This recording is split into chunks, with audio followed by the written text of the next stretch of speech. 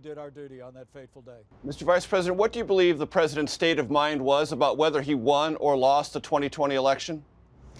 You know, I really can't say. I don't know what was in his mind. And it seemed to me through all that period of time, the president was intent, as we all were, in getting to the bottom of voting irregularities that had taken place. There were roughly a half a dozen states that had changed the rules in the name of COVID, and frankly changed them in ways that could benefit Democrat candidates.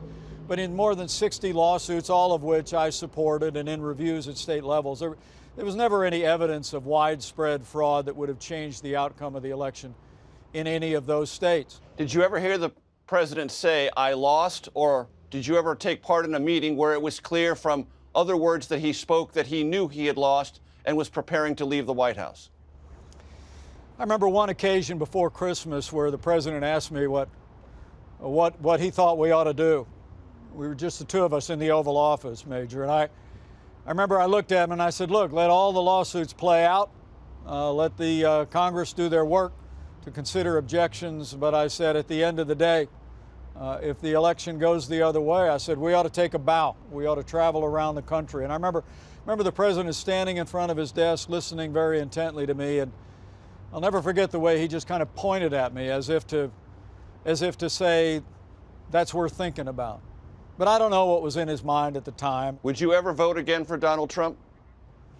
Look, I don't think I'll have to. I have to tell you, everywhere I go. That wasn't the question, Mr. Vice President. Would you ever vote for Donald Trump again? Yeah, I know what your question is, but let me be very clear. I'm running for president because I don't think anyone who ever puts himself over the Constitution should ever be president or should ever be president again. This country's in a lot of trouble, and we've got to get back to basics. We've got to get back to keeping faith with the Constitution.